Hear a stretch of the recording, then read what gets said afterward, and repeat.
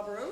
I'm Ashlyn, I'm the director of Bobro, and this is one of our series of talks and conversations, I suppose, and taking advantage of some people that are in town with us to have some of these conversations as well as releasing some shows. So I'm delighted that the panel here has joined us today, and thanks so much. Tony Reekie is going to chair the discussion today. Tony is a long time friend of the festival, I guess, and was director of Imaginate in Edinburgh now, Edinburgh Children's Festival, but it'll always be Imaginate to a lot of people, I think, that occurs in May every year, and he was director there for 21 years, and since then has been working with a number of different festivals around the world, in China and around the UK and elsewhere. So, Tony, I'm going to hand over to you now, and let you introduce. Thanks very much. At some point during this discussion, it's going to be so riveting that Ashlyn's going to disappear. Yes. She's got to sidle off. So just to say that she's not bored with us. No. She's actually got to go and speak to sponsors. With the moolah. They're obviously more important than we are. So I'm really happy to be... it's actually quite a strange space. It's actually suddenly being in that one, you actually realise you've actually got to speak to people and that sort of like move round and stuff. It's just an aside. Everyone wants to come up and try. It's really interesting for me to be part of a discussion about dance, because I've been programming for a long time, and I come from a sort of theatre background. Dance used to terrify me. Used to really scare me when I was actually watching it. And what I would do is I would find choreographers that I sort of knew or had met in the bar, and I would sit next to them during performances, and then have that thing about saying, "That was a good show. Was it a good show? Why was that a good show? It wasn't a good show. Oh, right, okay." And it was up to a certain point, and then somebody thankfully said to me was, "Look at the children in the audience. Do they look particularly terrified by these dancers on stage? If you can just be a bit more like them, then you'll probably get on quite well with what's actually happening on the stage." And so I learned through that to actually relax a lot more. I also learned another thing, which was actually sitting next to choreographers isn't a great idea, because what I did find, I'm going to be saying this one, is that choreographers can be really critical of each other's work. And so doing that thing about, you would say, "Was that a good word?" And they say, "Yeah, but it was so derivative of such and such a person." And all I could think of was, I can't imagine the 6-year-olds are having that conversation. Anyway, I'm going to open up, and what I'm going to do is we've not actually got any sort of like order for this, so I'm going to start with Erik first, and we're just going to move along. And I'm going to get everybody to introduce themselves, and just to start off the conversation by everybody talking a little bit about themselves, about their company, and in a sense a little bit about your journey, about how you've got to where you are. I'm going to ask a few questions once we're over and done with it, and then I'm going to open it up to yourself. We've got an hour and a half, so you better have some questions or we'll be out here quite quickly. Maybe wants that as well. So, Erik. Yeah, I grew up in Portland, Oregon, out on the west coast of the U.S., and there's a performing arts high school, kind of like the Fame school they made the TV show and the movies about, and I ended up going there. It was a few blocks from my house, and I actually went there to take theater classes, and I had a Monday, Wednesday, Friday theater class, and the only double period class on Tuesday and Thursday for theater was makeup and masks, and I was just not interested in makeup and masks. But the only other class was Ballet 1, so I ended up taking ballet. And the thing is with dance is there's never enough boys. And so as soon as you show any interest whatsoever, they're like, "You're ours." And they sort of like absorb you like the Borg and throw you right away into like modern 3 and jazz 4. And you've just got to watch the feet of the people in front of you to sort of try and pick it up as you go. And to be really honest, like, part of the attraction to dance as a 16-year-old boy was like there were a lot of cute girls in the dance classes. But the funny thing is, after a couple months of class, it's like you realize, oh, I've seen these same people every day. This is less exciting than it was in the beginning, but I'd fallen in love with the form. And yeah, and then it just kind of grew from there. I was in Canada a bit, Massachusetts a bit, and then 10 years in New York. I did my graduate work there. And then I choreographed and danced and did a lot of odd jobs because that's what you do in New York. And at a certain point, I could just see there wasn't enough funding structures to create new work, and that I didn't want to spend 80% of my time fundraising so that I could make a little bit of work. And so I started looking wider, and I had a master's degree, so I ended up teaching over in Holland and making my own work on the side beside the teaching. And then at a certain point, the work took off to the point that I didn't need to do the teaching anymore. And yeah, now I'm a permanent resident in the Netherlands. I've been there about 15 years. And yeah, I've just made a lot of work, and some of that work has really caught on, and we've been able to show it around the world. And was it always work for you? No, actually, I've been asked that a lot of times. Actually, I was really always worried with accessibility. My dad's the oldest of a dozen, and my aunts and uncles are like firemen and hairdressers. And so I did sometimes, when I'm seeing like really kind of artistic projects, thought like if I took this home and showed it to my extended family as though I had made it, like they'd be like, I'm happy for you, I'm glad you enjoy doing this, but what the hell was that? And so I thought, you know, I need to make work that when someone walks into the room for the first time, they can engage with some level with the work, and then you have overtones for people who've been coming for years. And I've found that a really successful but not instantly successful formula, that you need to work on your craft for a while before you get noticed, but once you do get noticed, there's a sort of substantiality to the work that has been embraced in the international circuit. Great question. Thank you very much. Right, I can go now. And to tell us a little bit more about your company as well, Yeah. so the kind of work that you're doing and where it goes. Okay. Yeah, it's been a mixture of things. I'm always kind of interested at the meta level of exploring form and what are the possibilities inside a given project. So we've one performance called Murakamification, and that is a kind of a mixture of parkour and contemporary dance, and we sort of partner the buildings and the architecture. So we climb things and bounce off the walls and sort of dance with each other, and we have a path through the city, and the audience travels with you. And my deep interest was in how it changes the viewing experience for the audience to be in motion while they're watching movement, because so often it's a situation like this, and I think when we're seated like this, we thought, oh, I'm meant to judge, is it good or not, or these sort of binary possibilities.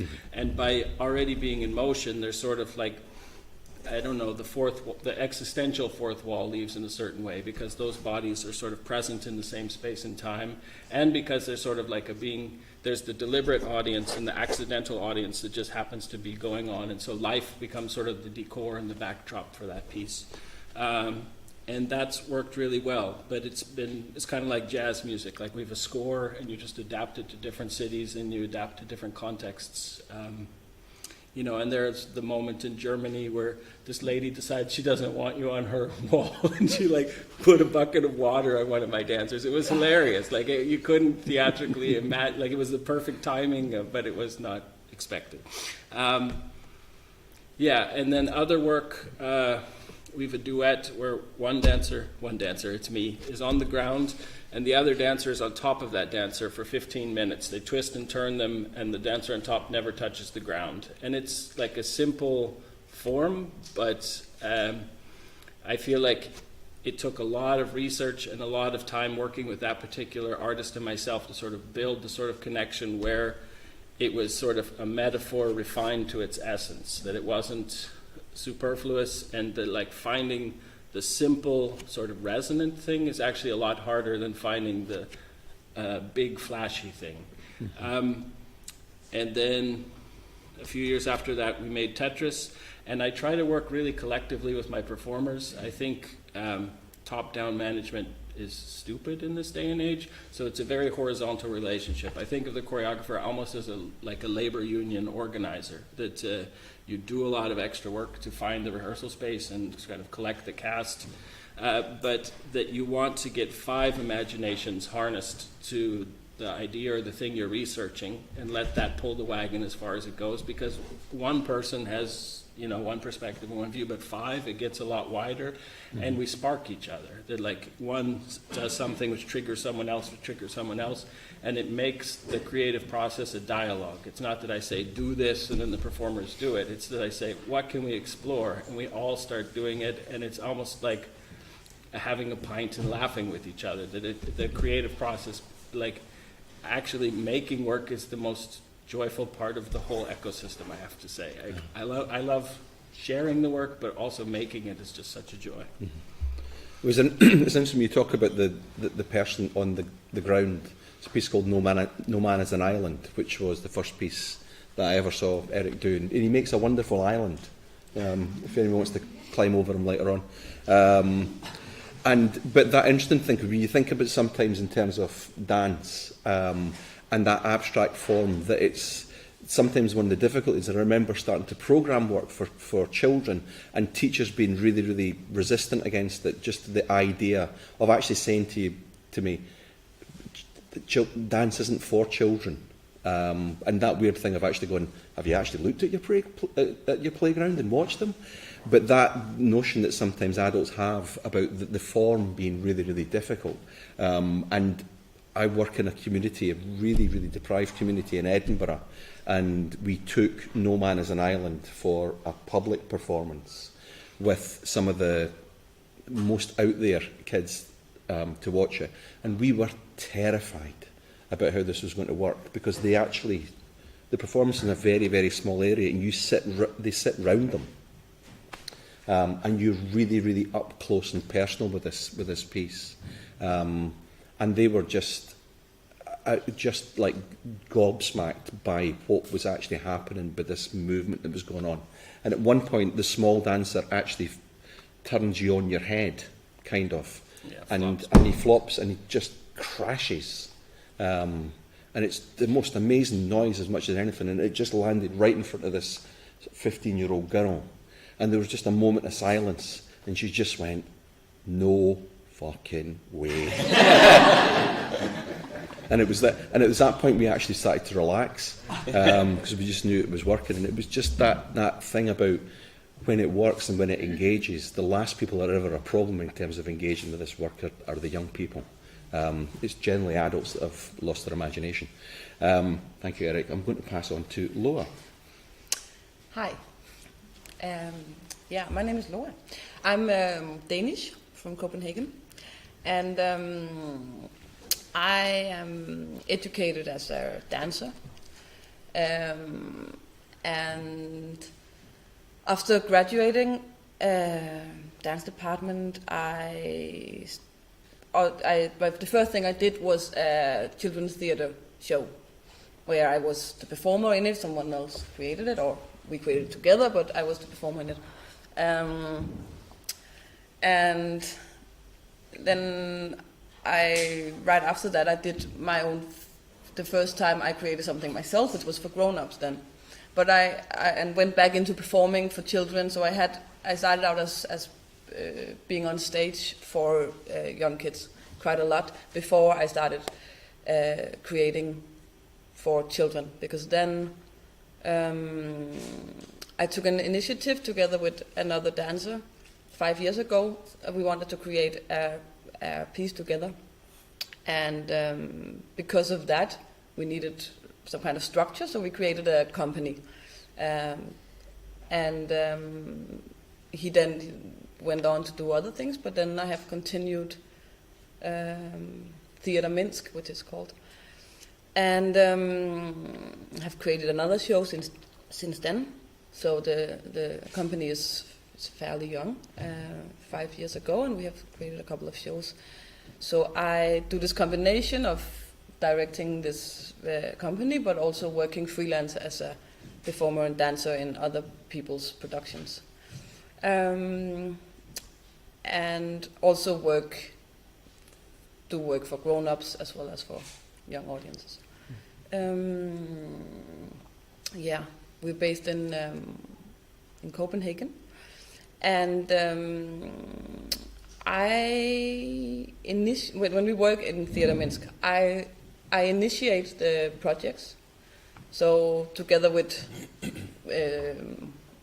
another dancer, for both of the 2 shows we have been doing so far, we have come up with the idea, the concept, what we wanted to research or develop, what we are interested in, and then from that starting point, looked at, okay, who could be interesting to develop this with, and then asked directors, choreographers, set designers to come along, and then gathered a team.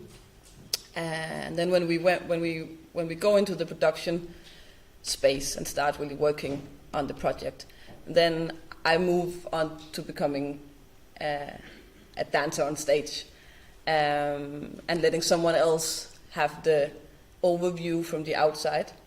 But because it is initiated from me, and I know why I really wanted to develop this, and I have the beginning interest in it, it becomes a very collective work somehow.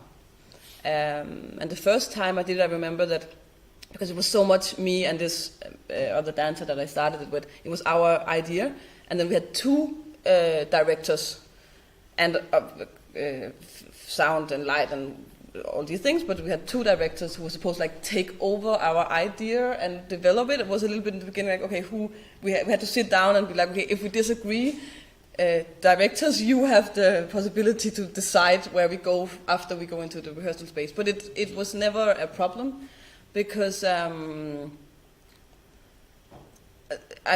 when I'm on stage, I really trust that the people outside can see stuff that I can't see, but still I have they can come to me somehow and be like, why is this interesting? Where do we go from here? And in this case, both of the directors were not. One of them had some dance background, and the other was purely theater. So in that way, it's also all the movement material comes from us in a way. Yeah.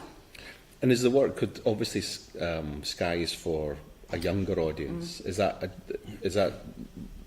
something you're particularly interested in, or has it just been around those ideas that it's just been that audience at this time? No, it doesn't have to be very young audiences, and it's the first piece I did for this very Sky that we perform here is from 1.5 to 5-year-olds. But it was an interest, this particular piece was an interest in, okay, how can I create something for this age group that has the best possible form for what I want to do and for what works for this age group. But it's not like I'm going to create for this age group necessarily from now on. For me, it's much more interesting to start with an idea or that I am interested in, and maybe that will be another age group next time. Maybe it will be the same. I don't know. And your company tours. I mean, the Danish model is that they have they're well resourced and well funded as a country, and they work all tours. So it's not a case of you will perform in school halls and gymnasiums as much as theatre spaces as well. Yeah, absolutely. I kind of grew up in the Danish children's theatre environment because my parents were creating for theatre and dance for kids. And then I went to dance school, which was not focused on creating for young artists at all. But it was never my intention to do what my parents did, but somehow I had this automatic, I knew kind of how that world worked, which also means that from the moment I have started creating, I am aware that the performers need to be able to tour and perform at schools. So it's a kind of it's a part of shaping it already from the beginning on, because that's what we do. We tour to places that is not a stage already. It doesn't have a black box. I think for me it's always been that interesting thing about you can watch pieces which are actually really, really quite beautiful and actually go, this place performs in schools. And we have a lot of that thing at times of actually going, schools it's a second class thing. it's something where things happen, but there's a lot of noise happening, and it can't be beautiful. There's no opportunity for lighting and things like that. And I think that a lot of the Danish experience shows the possibilities of going into any kind of environment and still being able to create really, really beautiful work. The one disappointing thing about finding out about Loa's parents was that I actually realised the first festival I ever programmed, I actually programmed Loa's father, which was nice and incredibly disappointing at the same time, and just made me feel very, very old. So I'm not speaking to you anymore. I'm going to pass over to David. Hi, my name is David Bolger, and I'm from Dublin. Artistic director of CoisCéim Dance Theater, which we set up in 1997, and don't primarily work or make work for younger audiences, but since the beginning, I suppose some of our work at the beginning played to family audiences just by nature of what they were, so it wasn't a particular target audience or anything that we went for. My own background is quite diverse. I work with firstly I work with a lot of different people in different groups, but my interest stemmed from, I don't come from a theatre family at all. We weren't overly brought to theatre, maybe once a year to see pantomime and things, but we were encouraged to see work, and one of the biggest, I suppose, the influence for me was the circus, travelling circuses, and my fear of them, and my terror of them, and my absolute terror of clowns, and that terror driving me to kind of wanting to be very attracted to them, and that fear, and trying to understand what the fear was. And it's only quite recently I really thought about it. It was back to being brought, was kicking and screaming to a circus, and the clown took my father up onto the space, and I don't know, they dressed him up or something. I was quite young, and I had this fear that he was gone, like that was it, and I was on my own. But in time, have obviously worked through that, and really admired the circus art, the artistry of that, and moving on to my sisters did kind of tap dancing and Irish dancing, and I went along, was kind of dragged along, and didn't really like the Irish dancing because it was kind of quite crazy. Like Irish dancing, the class that I went to was really, really noisy, and I didn't like a lot of noise when I was a child, so I didn't like that. And then tap dancing, but then I started to get into that, even though there was the sound of it, because I liked the way it was being taught. So I started to get into dance somehow. I just liked that. And when I was 16 years of age, my dad, who was basically a truck driver, and he or a haulage contractor, as he used to like to call himself, and he said to me, what did I want to do with my life? It was one of those kind of in the car moments where you were caught in the car and you couldn't get out, and you were, what are you going to do? And I just popped up and I said, I'm going to be a dancer. And he said, well, if you want to be a dancer, you're going to have to go to ballet. And this absolutely shocked me, floored me, thinking, there's no way am I going to ballet, no way. And he enrolled me into a ballet class with Dublin City Ballet. And like Erik, because I was male and I had some kind of natural dance ability, they grabbed me, pushed me into a master class. And I couldn't put my leg on the bar, I was so stiff. And so I came to dance late, and I can't say I loved ballet. I didn't. I hated it, but I hated it enough to keep going to it, and to try and push through something. And I think I did. I pushed through something, and I gained some technique, and I realised that the technique in dance is obviously very important. And my dad was right. You need technique. And his thing was like, well, look at Fred Astaire or Gene Kelly or anyone that we saw on TV in musicals or musical theatre, or they all had this technique, and that in order to do anything of, I suppose, worth or value, that technique was required and training was required, and that was a great thing. So I was really interested then in vaudevillian theatre and juggling and clowning, and started to get into trapeze. I really wanted to be a trapeze artist. I nailed a trapeze into our house, actually, in my bedroom, I managed to hide it for about 3 months, and I had 6-inch nails, and I put them up and made a rope, and it was over a door, and was able to hide the bar up onto the thing, and then when everyone left the house, I was able to practice on this trapeze. Thankfully, I didn't fall on my head or anything, but I was caught. And I was caught red-handed on the trapeze, upside down. My mother came in and said, "What are you doing?" And she looked at these 6-inch nails into the wall, and I think they then knew that I really wanted to do something that was, I don't know, express myself in some way through the arts.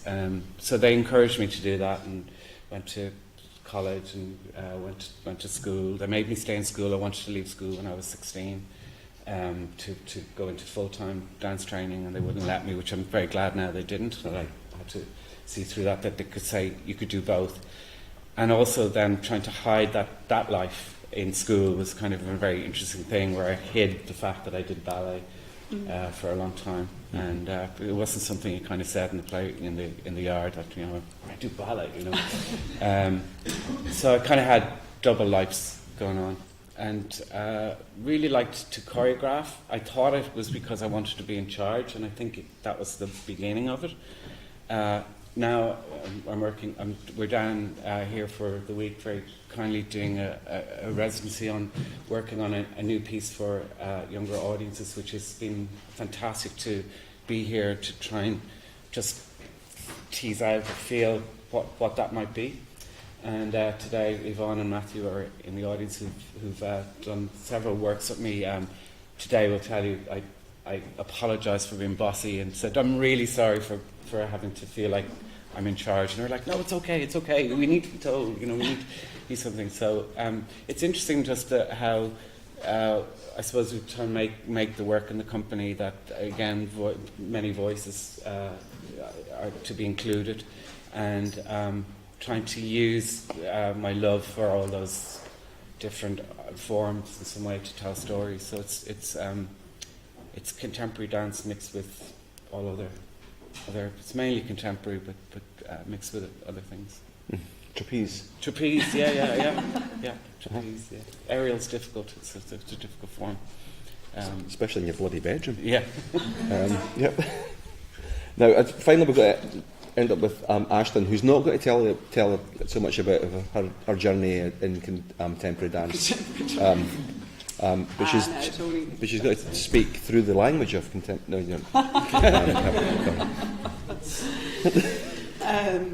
No, I'm not going to. I'm not going to talk about either of those things, or dance. Who'll be saved from any of that kind of thing. I suppose the reason that I'm here really is. I suppose in my work in Barbaro, I was really interested in having a conversation within this kind of context and with some of the people in the room about dance for children. And there's, I suppose, looking at one of my big questions really is why there's so little of it in Ireland, actually, because, and you know, I think. You probably agree, David, in a wider context, not just in children's work, there's, you know, Ireland doesn't have a huge number of contemporary dance companies or dance companies making new work, probably relative to some other European countries, and then even less so in terms of dance for children. And, you know, as if any of us have been to any shows, even this week in Barbaro, as you know, as Tony was saying, like the responses are just fantastic, and children don't necessarily make that distinction when they're now often they actually are not necessarily choosing. It's their teachers or the parents who are choosing to come. But I mean, last night at Tetris we had like 350 children and parents completely engaged in this amazing, beautiful piece of theatre and of dance.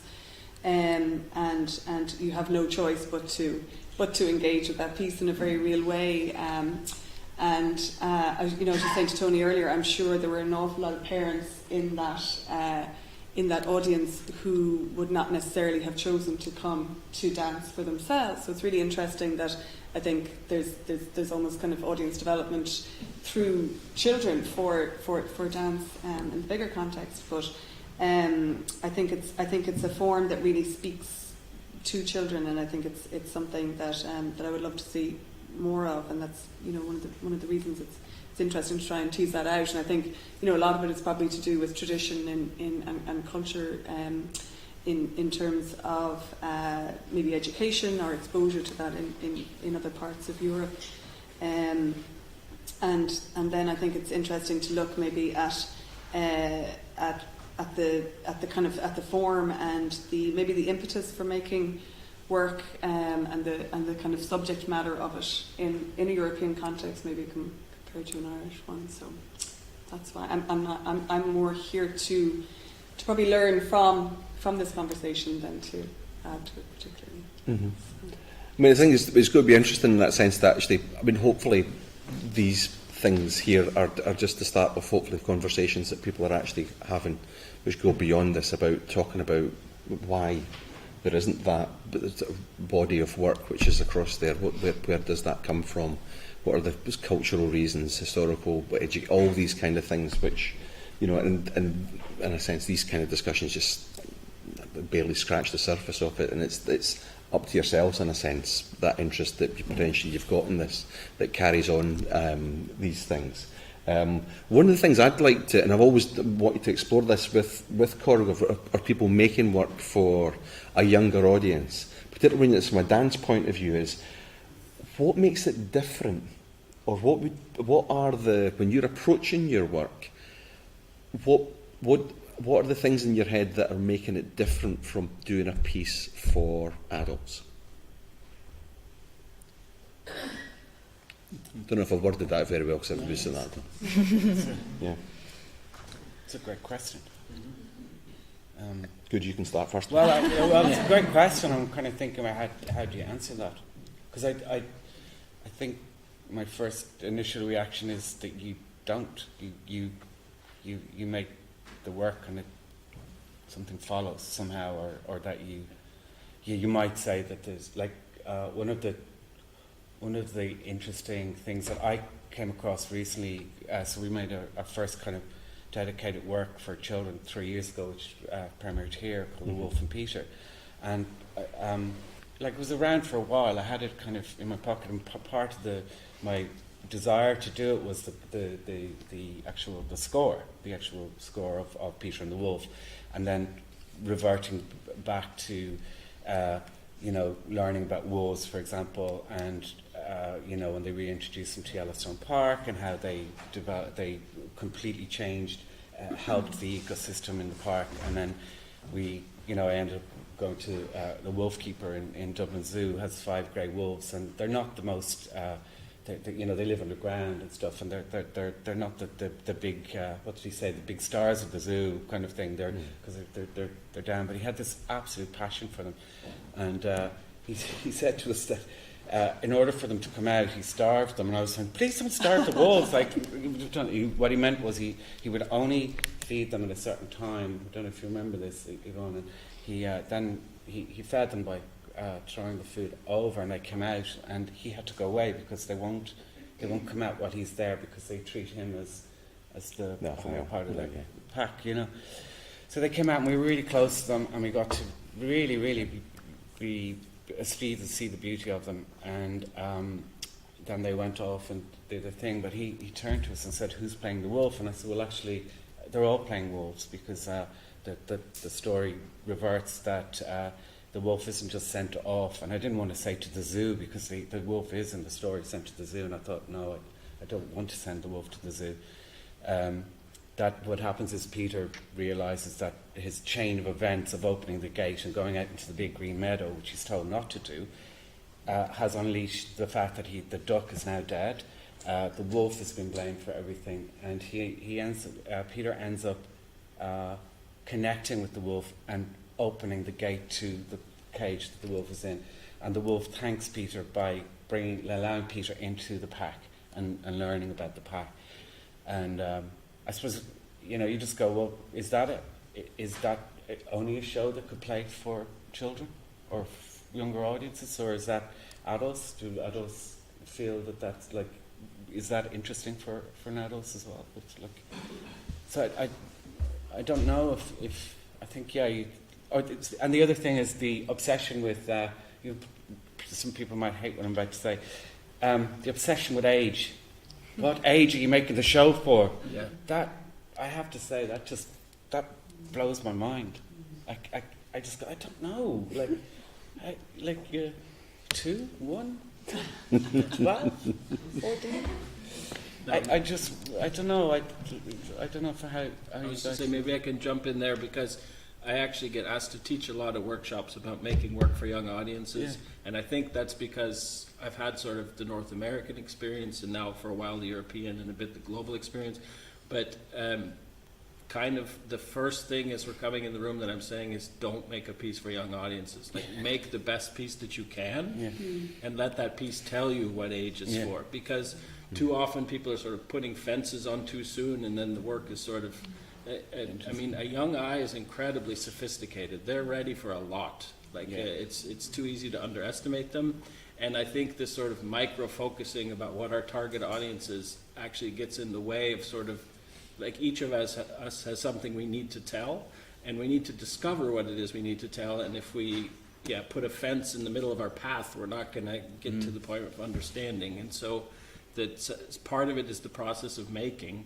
And then the second rule of thermodynamics or whatever is that don't wait for the funding. Like write all the subsidy applications, try to find as much money as you can, and when the money doesn't come in, hang something in your doorway and hang from it, or find an empty basement or be a garage band of performance and just make something.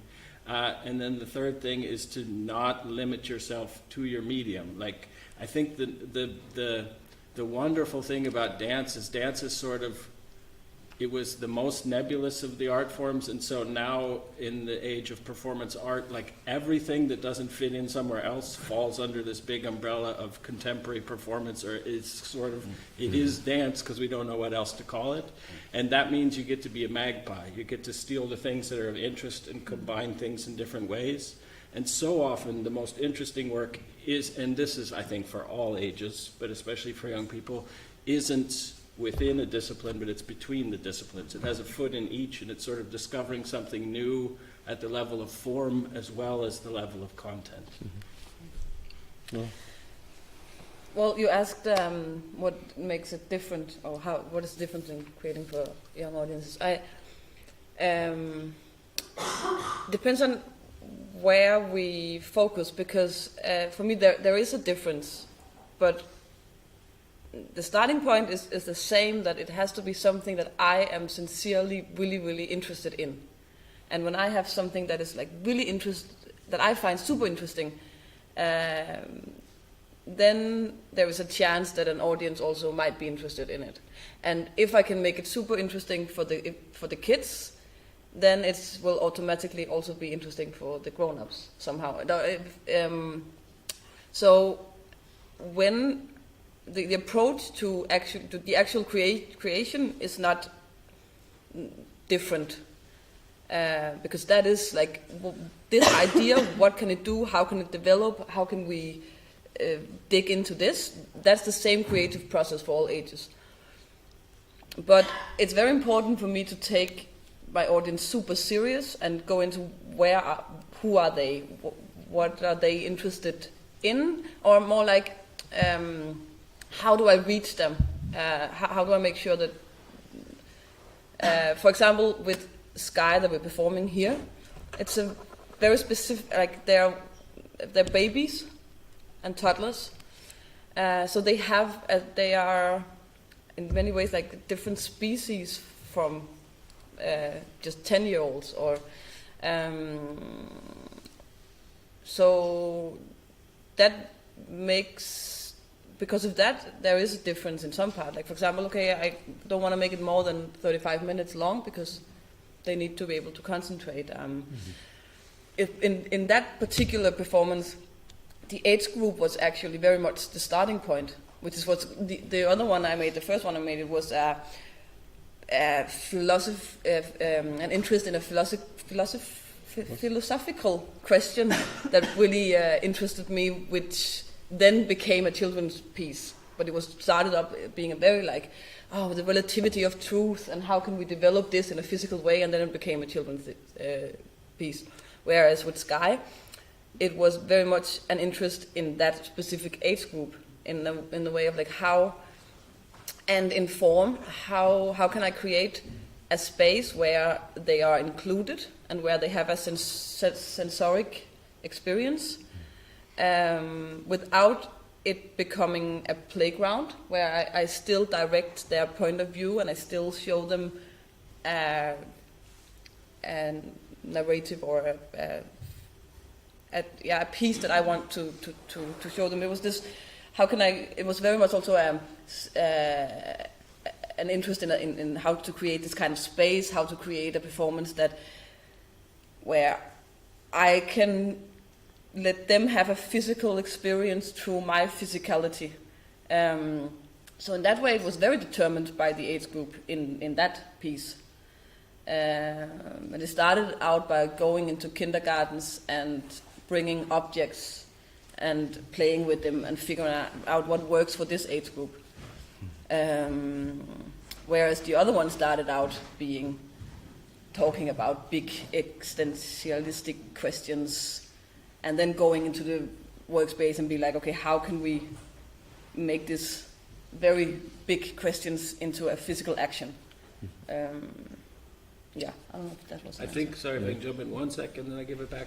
I think something really important you just mentioned is, I think in all forms it's good, but especially with dance, is to get that test audience in as soon as possible. I think part of the problem is if it stays on the drawing board too long, you just don't know how it, we can imagine to the best of our ability how a 6-year-old will react, but we don't really know until we get in a classroom with a bunch of 6-year-olds and show them a sketch or what we're working on and see how they respond. And that actually helps guide the creation of the work, is to have these sort of feedback moments with the fresh eyes seeing the work. Yeah, thanks for that. I did this. I tried that question once in a one-to-one with an audience, and this is what's the difference, and the choreographer just went, "It's shorter." Well, there is that. There is that. That's a big part of it. Yeah, it was that wasn't the most successful interview that's ever happened. Now I'm just going to finish off just in terms of just up here. So I hope you do have some questions, because we have still got a bit of time.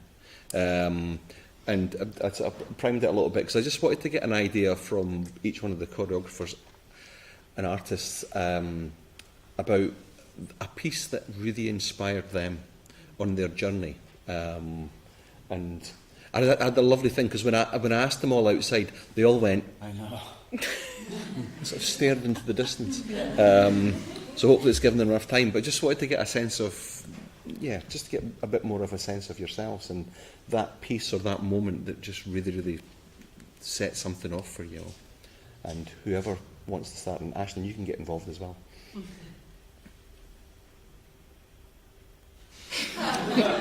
All right. We're still looking right there. So it's actually funny because Portland, if you drive 6 hours south, you get down to the border with California, and there's the Shakespeare Festival down there, and it's the biggest one in the U.S. Canada's got a bigger one, but it's quite big. So I'd seen a ton of plays and a ton of stuff, but then as I was a teenager, there was this thing on American public television, and this was before the days of a million channels of cable, I'm that old, that it was called Alive from Off Center, and it was sort of like radical abstract stuff from Susan Marshall or other people, or sort of, and I would just stay up late at night and watch this on my parents' black and white TV, and I think it's this thing I guess here it's like growing up in the countryside somewhere and imagining Dublin, but it's like being away from sort of the cultural center of a country. But then your imagination has such a fertility because you see a couple things and you imagine what it must be like, but your imagination actually surpasses the reality of what's there. And so those things kind of really inspired me, and I need to go and I need to travel and I need to make work and I need to see work, and and it's a bit funny because I believe in live performance like water or air, and yet it's TV that kind of inspired me to get there, which is a bit backwards, but that's my Zen lesson, I guess. Perfect. Yeah, okay, so here goes. Because we were asked this outside, and it's kind of interesting just even being primed in that question, where if you asked me, off the cuff, I probably would have answered in a different way, and I thought about it. And it was a piece by DV8, actually, from 1990, I think, called Dead Dreams of Monochrome Men. God almighty. Which really shocked me, I think, in a way. Not shocked me, but like, it's such brilliant material about a serial killer, and I mean, that wasn't what the piece was about. The piece dealt with loneliness and desire, and what drove it was based on a case of Dennis Nielsen, and why he killed, and he killed to keep the bodies with him, So the piece was actually then, I suppose, trying to discover loneliness and that sense of desire, and a very black, dark, homosexual life and what was hidden and stuff. And I remember thinking it was kind of sad, and I haven't seen it for a long time, but I think there's 5 scenes in it, and they're very quite individual, and it was film, but it even though it was a very dark subject matter, it's the story. He was riveted to the story because he really got to emotion and got pushed that emotion, pushed the loneliness and the desire, and I think it was that I realised actually in dance we can explore all those things without using any dialogue. I think there was some dialogue in it, but the dialogue was about somebody desiring somebody else, and I think that really opened my mind to the possibility of it, and how small, and how just small gestures and looks and focus could really tell a story. So I think that was a big thing. And the most recent one is Toy Story 3. That's the other one I thought, it's Toy Story 3, where I don't know if you know the film, but there's it apparently affects men more than women for some reason. I don't know if I read this. It's sort of like it's where all the toys are going down the chute, and they're about to get melted. I haven't seen it. And I just could not. I think I nearly had to leave the cinema. I was sobbing so much I just couldn't. And I was reading afterwards about apparently this affected men more than women. I don't know how true that was, and it obviously clicked something that really is deeply, deeply affecting. So I suppose work can do that immediately. Thank you. Noah. I thought it was a very difficult question. You asked it outside. I was like, Good. what the fuck? I had no idea. Because somehow the inspiration ends up being the sum of a lot of things, so it's difficult for me to point out. But if I should try to remember,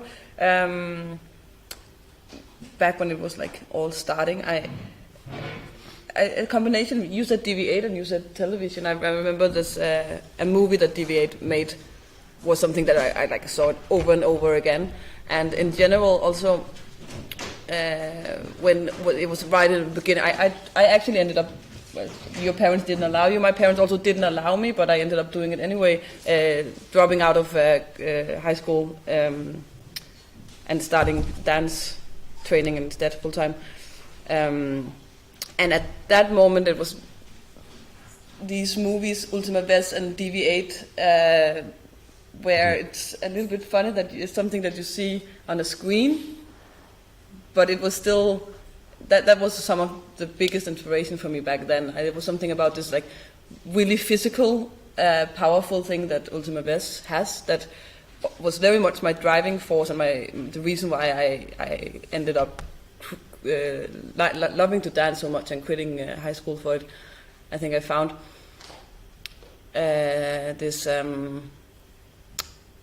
something for some of us, at least for me, as a female growing up. I think that there's a tendency that you easily fall into some of the more calm energies that is within you. And in dance was the first place that I really realized that, okay, I have a lot of like really crazy, violent energy in me, and it had an outcome there. And I realized that while I was a teenager. And I think so some of the videos of the, especially companies around Brussels, had this like Euro crash, crazy energy to it that really inspired me. And I remember particularly one show, there's something else, he's called Odette Graf. He's a former Batsheva dancer. He had a solo in Copenhagen. And I saw that and was like, this is what I want to do. That one I remember being really like, yeah. Thank you. Carlslund? I suppose growing up in Galway, there wasn't the only dance that I remember going to were maybe visiting ballets, generally Irish, or sometimes coming from Russia, and we see them in the town hall. My first theatre experience, actually, that I really remember was in this space, coming to see Siobhan McKenna in Bolger when I was quite small. And that's what you did. You came to if you were lucky enough, you might not have felt it at the time, but if you were lucky enough, actually, to be brought by your parents to the theatre, because there was very little made especially for children. But one of the first dance pieces that really engaged me and I got really excited about, was a CoisCéim piece, the name of which is escaping me now, but I think it was part of Dublin Theatre Festival in about 1999 or 2000, something like that. It's in the with the 3 boxes. Knots. Yeah, thank you. Sure. Which kind of blew my mind, because I'd never seen anything like it.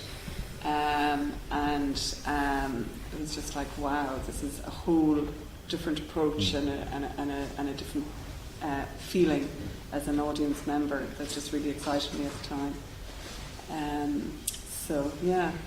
And one of the reasons that I asked that question, because it's what I hope, apart from getting these experiences, is that thing about how it potentially sparks off that kind of question. Because in a sense, it's asking the question of every single one of you. And not that I'll want all your answers at once, but that thing about that need for us to get out and experience these things as much as we can, to take the chance to see things, and because I had an experience, because I was fortunate enough to be working in New Zealand earlier on this year, and I flew into Wellington.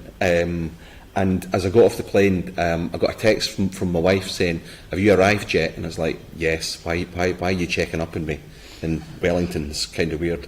And she said, "No, you need to go to this theatre. If you're there now, you need to go to this theatre for this performance."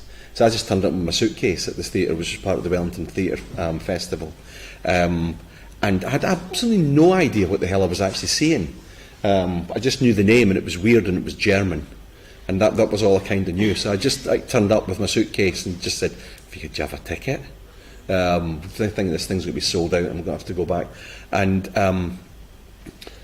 went to see this and finally saw the synopsis for the show, and I was like, "I don't want to watch this.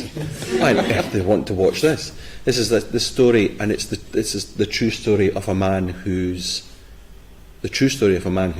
daughter and nephew died in a fire in a cabin house which they lived in, and him working through this on stage with a dance company. And I watched children's theatre. I was like, why the hell am I going to see this? And the choreographer was Crystal Pite from Canada, and the piece was called Betroffenheit, and I was there for the very, very last performance of it. And I've never, ever seen anything like it in my entire life. And it was such a brilliant experience that the person behind me was actually giving me a massage at the end of the performance. Haven't asked me permission. They just needed a bit of human contact at that point. And it had got to that point within the audience that that's what we all people were just needing to do that in a sort of collective experience. And it was one of these things when you were meeting people through the week in Wellington, you were doing that thing about saying, have you seen anything? Have you seen anything? And people were going, have you seen Betroffenheit? And suddenly there was a sort of this bond that you had together about that thing about. And it's that thing about it drives you on. These things drive you and they inspire you. So, as I said, when I'm asking that question of them, I'm actually asking that question of yourselves, whether it's dance, whether it's theatre, it's whatever. It's that thing about those moments where you have those things that go off in your head. And now, as it's 5 o'clock, Ashlyn's probably going to have to disappear and completely screw up the gender balance in this. Lots of women in the room, yeah, it's okay. Exactly. But fortunately, we have got this. I'm now going to open it up to yourselves and hope that everybody's still lively enough to ask. Thank you very much. That's very good of you. Sorry? What part of Galway or anything about Galway that would inspire or move you to make some work? Well, my company and I were staying on the other side of the river, so every morning we cross the water and then walk along the river to go up to the theatre. And there's just something kind of magical to me about how much force that river has when there's no mountains in the distance. I'm like, where is this urgency coming from? And I think that actually could be the sort of a source for a piece. Like, there's something very interesting to me about where does urgency come from, but it's sort of sparked by the power of the water when there's not a clear uphill for it to be coming from. I don't really have an inner child because I am still an inner child. Yes, I don't know if that's cheating, but that's kind of the answer for me. Yeah, I was saying today, like, always feels like my second home here, and just constantly surprises me because it changes so much with weather. Like today was amazing, you know, and then other day it's raining and it's a different kind of thing. So you feel very different things here. I think you feel very connected to the environment here, I think. And because the streets are quite narrow, like for me, like just seeing schools, for example, leaving, and we're working in the town hall and seeing groups of schools going to different performances is incredible. Like, it really does help when you're going in and, you know, we're tossing around with a new idea, and you sometimes get, you come against brick walls sometimes, or you doubt where you are or something, but actually it's really nice to see people going to see work that's already made, and you kind of go, oh no, just keep going. And there's a real sense of the buskers on the street and the music. There's a real sense of rhythm here that you really get from the street. So that's really interesting. As regards to work, I don't know. I think I'm just play. We just try and play when we're working, so that you can be a child, or you can misbehave, or you can do whatever. So I think that that is your inner child. You are trying to work stuff out. I'm still trying to work stuff out that happened to me when I was a child, and maybe that has been worked out through the work that I don't fully appreciate when you're in the middle of it. But you actually are. There are things that you carry forward and you want to try and work out or get an answer for. Maybe you do, maybe you don't. But I think that's part of the process. Mm-hmm. The first thing that came to my mind when you asked the question was the image of the hotel that I'm staying at is at the bay. Was this image of the sea, basically, and the very open, these days very calm, endless space. And then the next thing that comes to my mind was that I have a feeling that this town is very musical. There is musicians on all corners, and so I have this, and I have these two images of this like huge space by the sea, and all these super narrow spaces, which is like crossing in between each other. There is something about that contrast that is interesting about this town, and then there's something about the fact that it seems to me, from my limited knowledge, that there's something very collective about the music tradition in Ireland. There's this thing about like sitting around a table and musicians popping in and out of the bands, but improvising together. That that's inspiring, basically. Or as someone from Scotland said to me a couple of days ago, it's like, did they just get handed instruments out when they're about 3? You know, it's like every bloody one of them. Yeah, sorry, yes. Yes.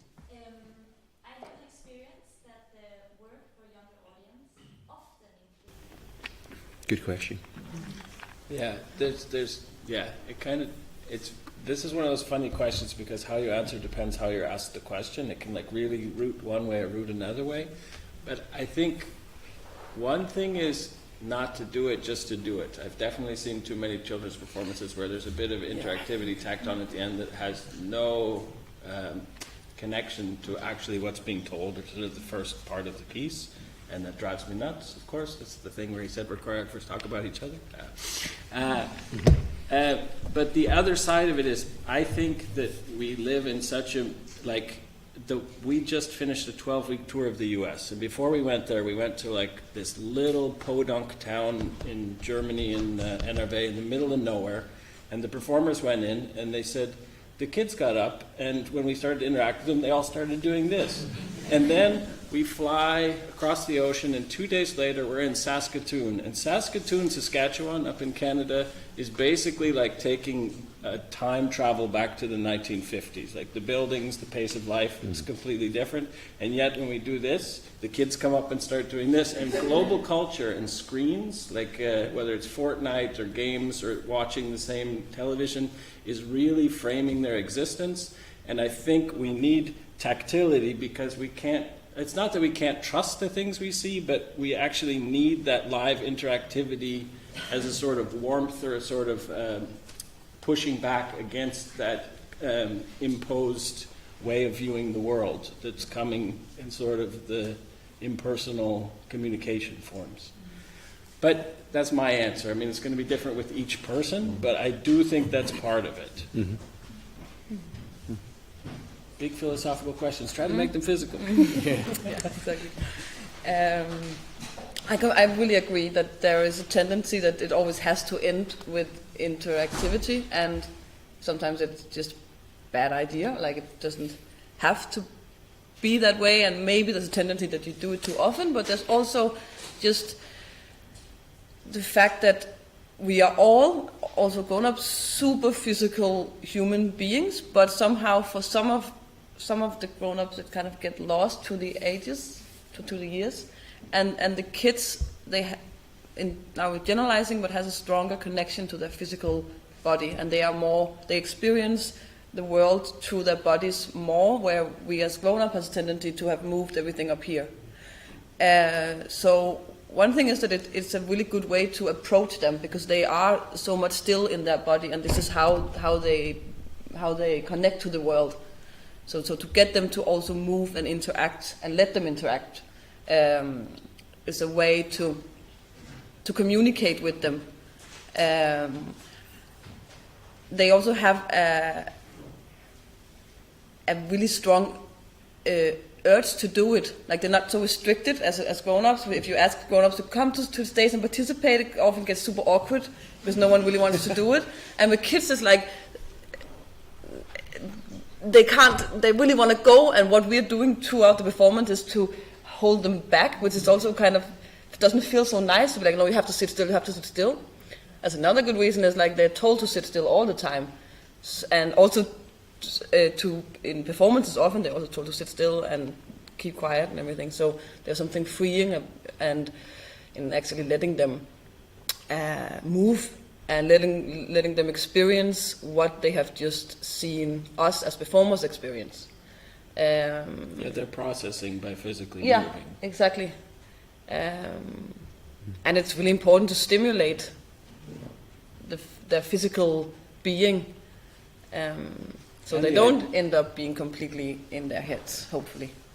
Sorry. Yeah, and no, I didn't mean to interrupt. And the idea of agency, just that they have a voice and that they are present in the world, that they're not, their function in life is not only to be a passive spectator, but that there is a sort of active aspect to imagining, so that the imagination is sparked, but then there's a possibility for that to express itself sometimes within the work or immediately after. That you know, that the presence is important at the work, and you know, they shouldn't be they should be able to speak or to move or to ask questions, or and so often what we've performed Wolf and People a lot, and like, you know, you get this people shushing children, and it does my head in. I can't stand it, and I just say, please don't do that, because children should be allowed to engage and disengage from the work and engage. You know, it's okay to do that. That, you know, you're not always going to press every button that's going to interest them, or you're going to say something to them, or say, you know, have a subject that they might think about and hang on to, and maybe miss the next thing. But that's okay. You know, sure, I do that myself. Like I end up, you know, watch something and I disengage. But not, I engage with something that I want to engage with. I think I prefer that. And so if a child is being noisy, or what I mean noisy, if they're talking or asking questions, so actually the question is okay, and that becomes part of the score of the work that you're making. So I think it's, you know, maybe as makers we have to relax with that, you know, that it's okay if there's a disengagement. Don't panic. Yeah, I think sometimes you actually have that thing within an arc of something. It's very difficult for any audience to sit for a length of time. You've been doing very well, by the way. All been doing very, very well. But you actually have that thing, particularly in a children's audience, where you watch a point where maybe about 40 minutes in, what happens is that they have a lull.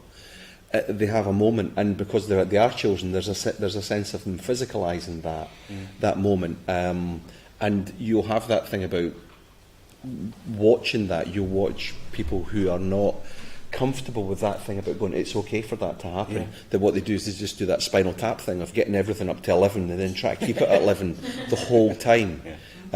And actually that sense of actually going, you know, allow dramatic structure in your arc to be the way that it is. And it's okay for the audience to have a dip. It's okay for the production to go down a bit, to have a moment where hopefully if there's a skill there, it comes back up to that, you know, that climax, that crescendo, and it allows it. But the difference is when you're watching it is you're all very, very polite. Some of you have nodded off because I've been watching you. But you're all very polite because you're all adults and you've all learnt to be that thing from the head up.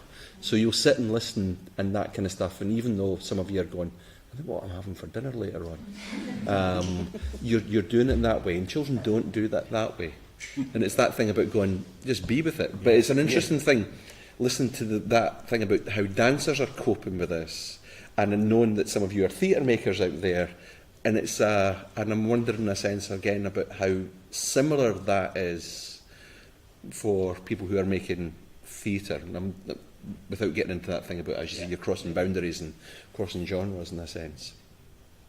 I'm just putting that out there as a sort of rhetorical thing as much as anything. Yes.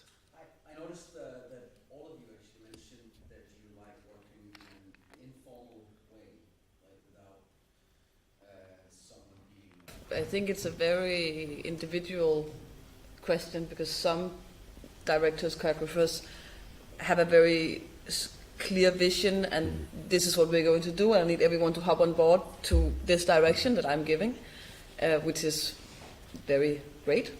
And for me, it's just this like cliche of, but that is not a cliche for me because it's at least it's true for me that the sum of more minds become bigger than the sum of each. You know what I mean? Yeah. So it's just that I end up with a result that I could not have come up with myself, and that the people could also, that I'm working with, could also not have come up with themselves. And that is what interests me. It's not I don't like to put on, this is where we're going. I like to figure out where we are going as a group. but I don't think it has anything to do with specifically for children or for grown-ups. I think both ways of working can work very well in all age groups.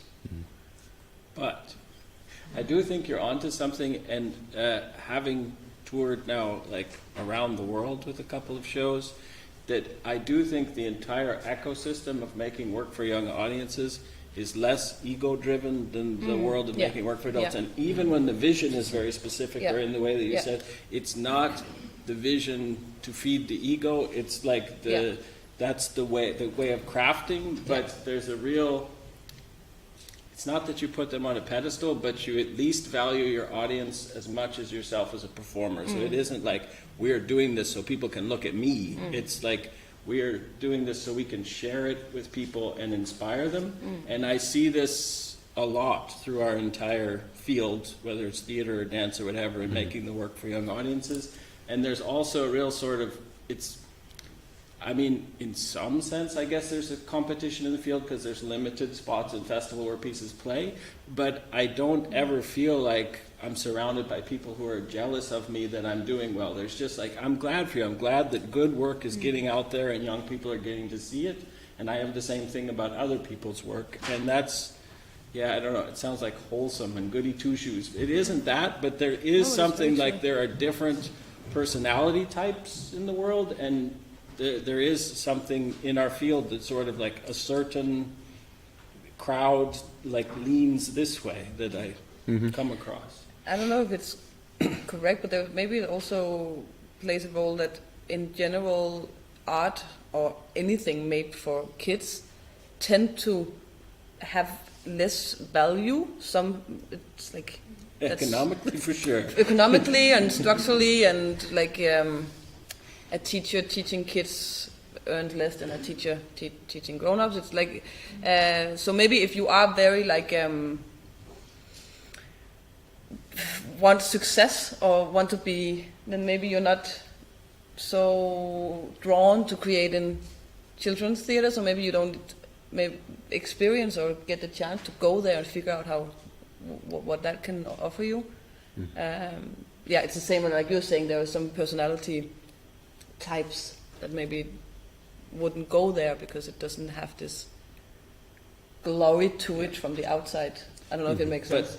But regardless of what it is you're making, whether that's theater or dance or music or whatever, there is something like the sort of addictive thing about a young audience is that when you make a performance, like within 30 seconds, they can jump in and be in the world with you. And with an adult audience, very often you need 10 minutes to get them to sort of shift their brain from everyday life to actually being able to watch and concentrate and take in the difference between the rules in your theatrical universe and the real world. Like there's the capacity to sort of come along for the ride is just, that's the rush.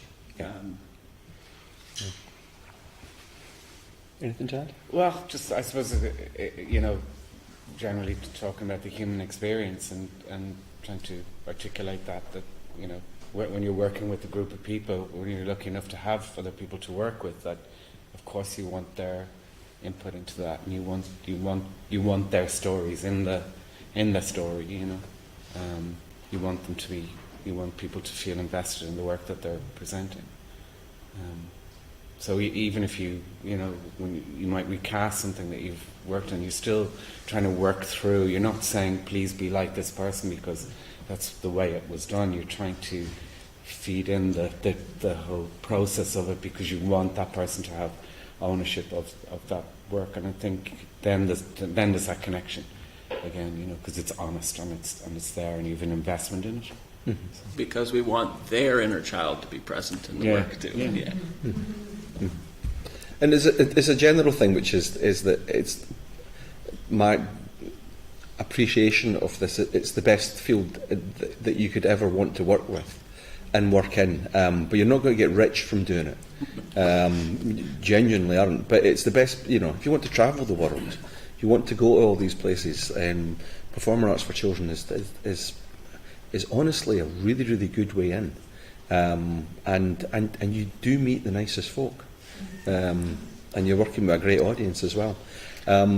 Any we're sort of getting there in time. You've all done quite well. I'll say quite well. You know. No, I'm not one to push it.